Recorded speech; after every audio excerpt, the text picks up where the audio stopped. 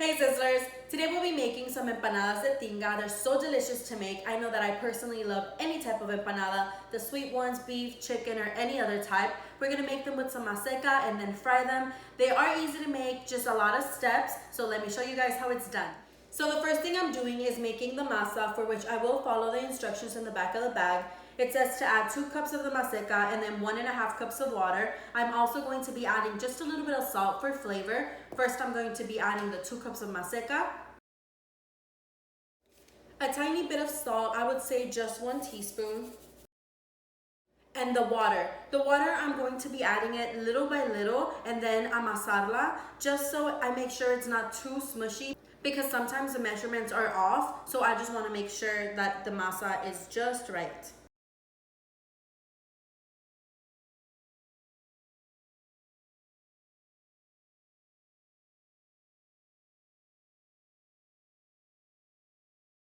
Alright, so I had 1.5 cups of water here, and as you can see, I didn't use all of it. The masa already feels good. It feels sort of like clay. It's moist, but it's not super wet, so that's how you want it to feel, kind of like a ball of clay.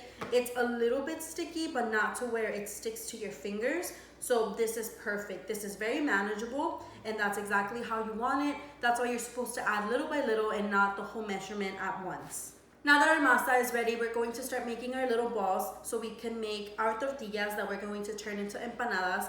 I'm gonna make them the size of my fists, like this, so it's the perfect size. I don't want my empanadas to be super huge, but I do want the meat to fit in there really good. So I'm just going to make them round to have them ready to just get my little máquina and start making them flat.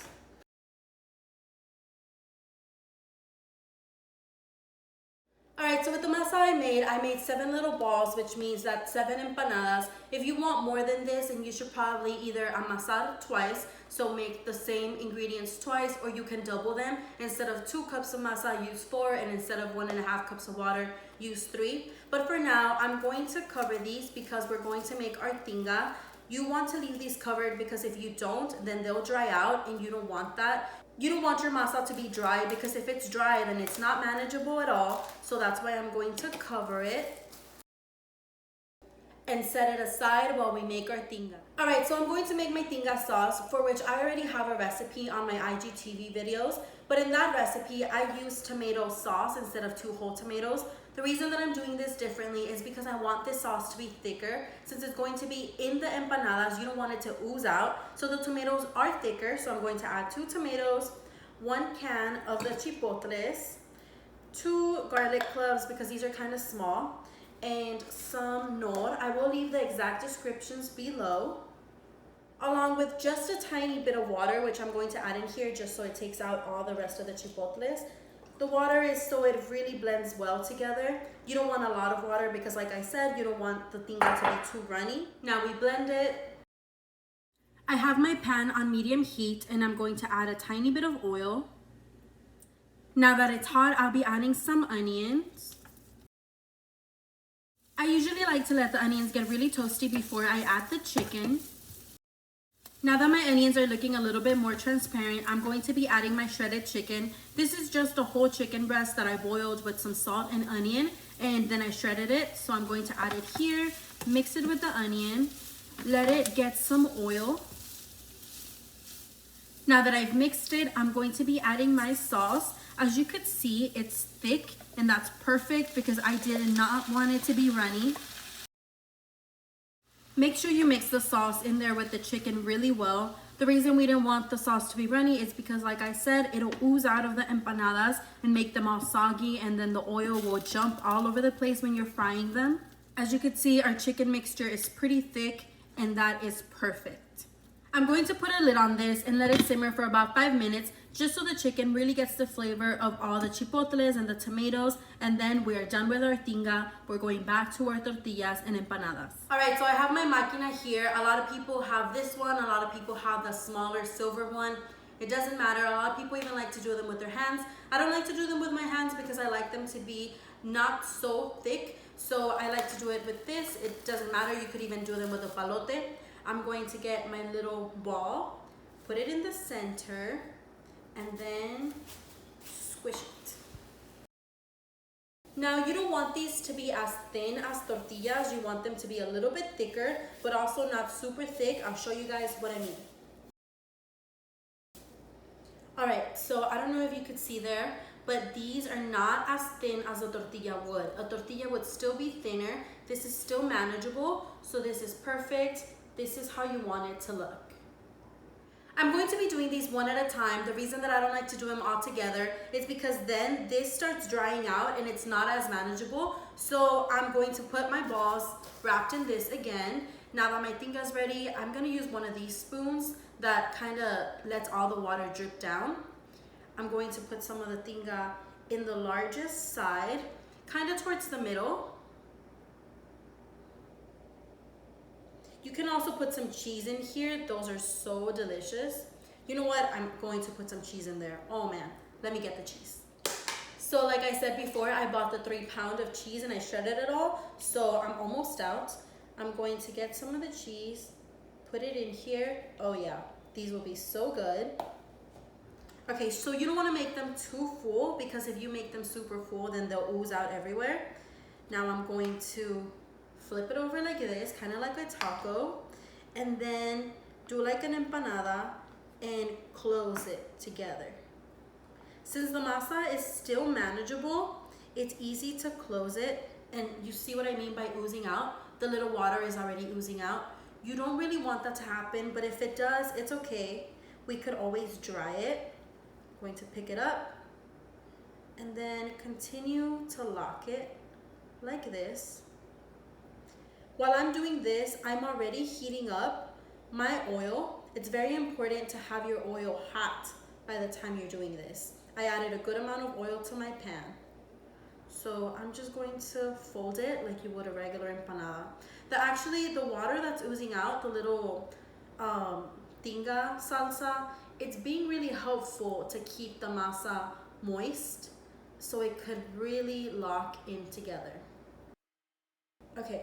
So this is what it looks like. All right, so I have my empanada here and I'm going to put in my oil. My oil is like in a medium low, so it's like a 4 on my stove. I don't want to drop it in there. I want to gently place it in there. So I have my empanada. My oil is hot. Just leave it there. The masa cooks fairly quickly, so I'm going to leave it there. Make sure that it gets nice and toasty. Like I said, a medium low. You don't want it to be too high because then the masa will burn and your empanada will be really burnt, which isn't super bad. I mean, it'll still taste good. But you want to flip it almost right away, just so it kind of cooks evenly. Obviously, this side is not cooked yet, but you don't want the other side to start breaking. This is a very delicate masa, especially since we didn't add any lard. It's just pure masa with water. It's not sticky because of the lard. You don't want it to start falling apart. But the reason that I didn't add lard is because it makes it a lot crunchier. And I love my empanadas to be super, super crunchy. You know these are ready once they start getting that little golden brown color. You don't have to keep flipping them as much as I do, but I just like for them to cook evenly. As you can see, these are starting to get a little bit of color. This looks burnt, but really it's just the red from the salsa of the tinga that I used to kind of smush these together. So it's not burnt, it's just, it got a little bit of color. You want to take these out once they start getting a little golden brown. It's about time for me to take these out. They've been in here for a good 5 minutes. I kept flipping them to make sure that one side wasn't burnt and the other isn't. I can't tell you an exact time, but the golden color will definitely be a tell sign. So y'all remember how I told you you don't want the salsa to be super runny. This is one of the major reasons. If the salsa starts coming out while you're making it, then the oil will splatter all over the place, it'll burn you, and it will not be good to cook with that.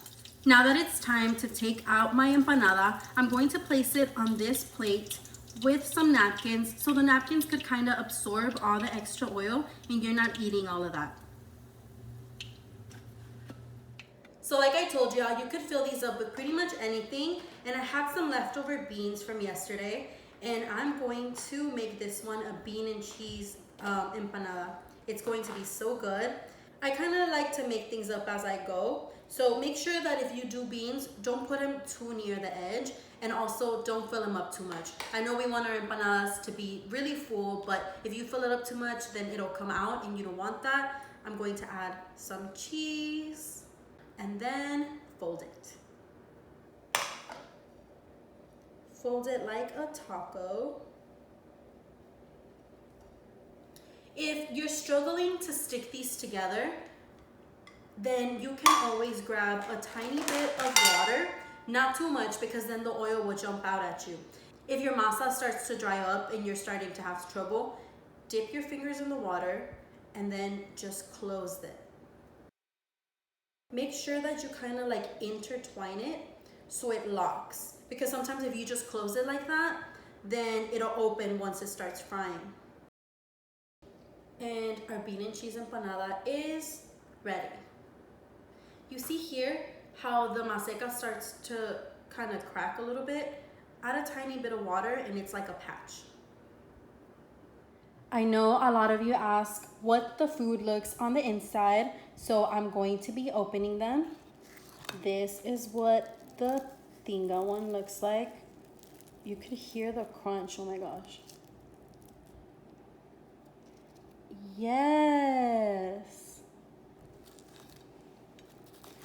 And this is what the bean and cheese one looks like.